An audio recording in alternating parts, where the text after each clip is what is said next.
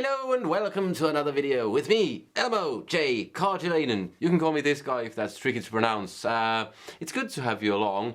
Today I'm only going to be talking about the most important guitar lesson ever. That sounds heavy, and it is. Well, maybe it's not, I don't know, but it sure is the most important guitar lesson ever. What is it? Find out after this intro.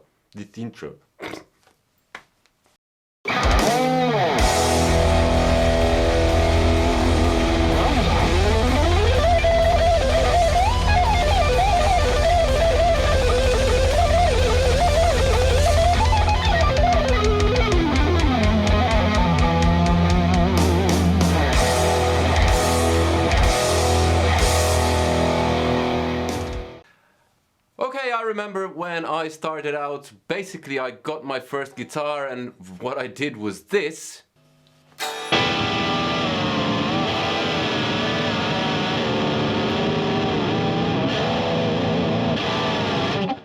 And after that I actually learned how to play. It took a while, it actually took 2 years before I even properly started to learn how to play, but that is maybe. I think there are certain lessons that are important during different stages of your development, that there is one lesson or one thing that you need to keep in mind all of the time. At least if you're playing blues, rock, metal, country, anything where you improvise, any of that stuff.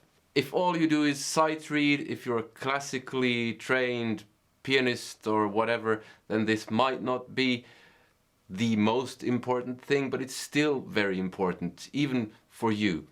So, what is this most important thing? What is it that I want to convey to you? What I want to convey to you is that your most important asset as a musician is your hearing. It's your ears. So you can do all of this stuff.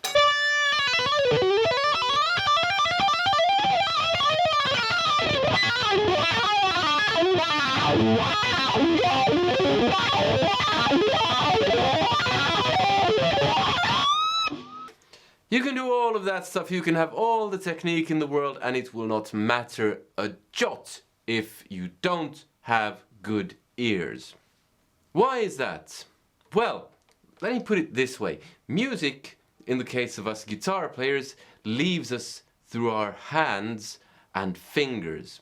That's where technique resides. If I turn my guitar the other way around, like this, I don't have a lot of technique.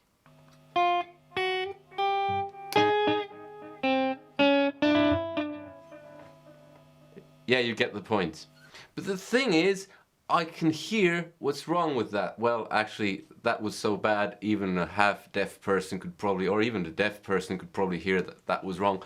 But still, the thing is that music leaves us through our hands and fingers. In the case of us guitar players, drummers use their feet as well, and other musicians use other parts of their bodies, perhaps. But what we all have in common is that music enters us through our ears. So there's a constant loop when we're playing. We have to be able to hear what we're playing to correct anything that's wrong. So if I bend something wrong on the guitar, I have to be able to correct it.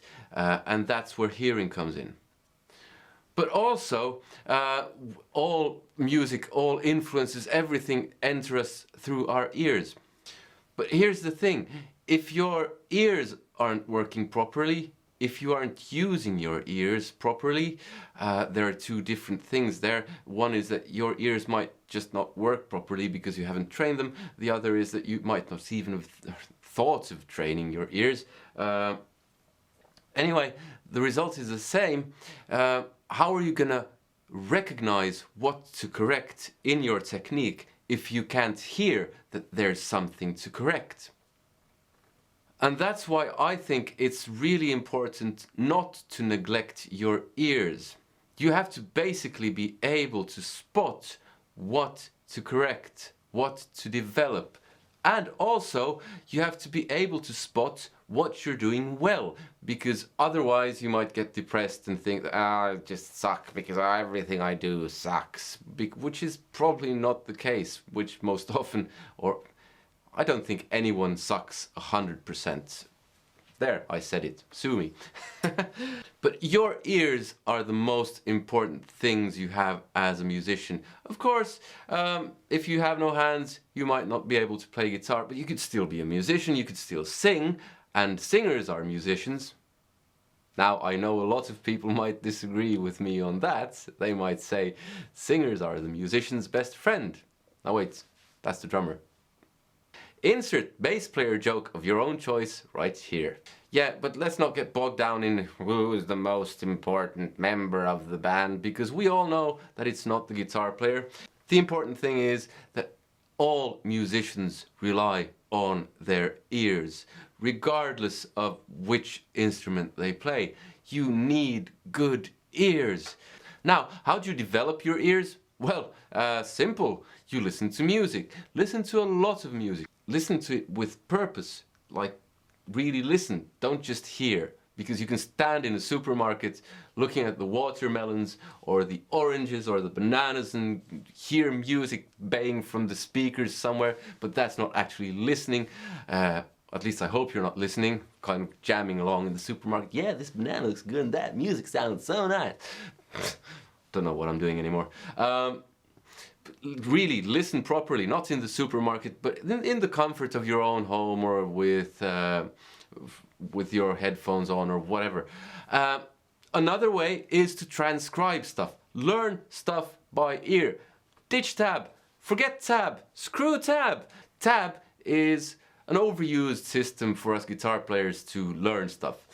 It's a shortcut which works if you're in a hurry to learn something. It can be very good, but I would actually recommend that you ditch tab, at least partially, and learn stuff by ear. Transcribe. You don't have to write it down, but transcribe. It can be simple chords, it can be complex melodies, it can be Yngwie Malmsteen solos, and if you really want to go for it, transcribe. And if you really want to go for it, transcribe The Black Page by Frank Zappa. That's notoriously difficult. One more way is to sing what you play. So let's say you play first and then you sing, or you sing first and then you play, or the third option is to sing and play simultaneously.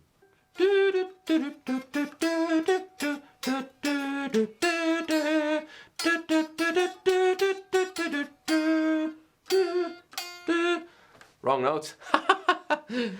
Okay, so the idea is not to sound good, but to know where the different notes on the neck are, because that improves your sense of relative pitch. And it has nothing to do with your singing voice, it's just to hit the correct notes. I was playing acoustically now because of compressors and blah blah blah, because you wouldn't have heard my voice if I'd played with the Marshall because it's so loud or something. But anyway, play what you sing, sing what you play, or do them simultaneously. That's another great way of developing your ears. So that's kind of the lesson. It's a really boring lesson in a sense, because it's not any of that flashy stuff.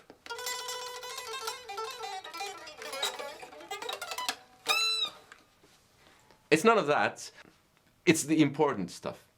The stuff that we all have in common, regardless of if we're Yngwie Malmsteen or Jeff Beck or Robert Johnson or Eric Clapton fans or Pat Metheny fans or whatever. We all use our ears, so why not develop your ears, because those are your most important tools when actually making music. So that's basically all I have for you today. I hope you liked the video. Give it a thumbs up if you did, give it a thumbs down if you didn't. Comment, let me know what you thought. Do you transcribe? Are there any other ways to develop your ears, do you think? This is about relative pitch. I've heard it said that you can't develop absolute, or is it called perfect pitch as an adult. I don't know. I don't really care about perfect pitch. What I care about is relative pitch. So comment, And subscribe if you haven't already, hit that bell notification thing, and support me on Patreon, because you get my music, you get a bunch of exclusives, and if you want free music, go check out my website, the link's in the description. So, like I said, that's everything I have for you today. I'll end by playing a bit. See you in another one. Bye.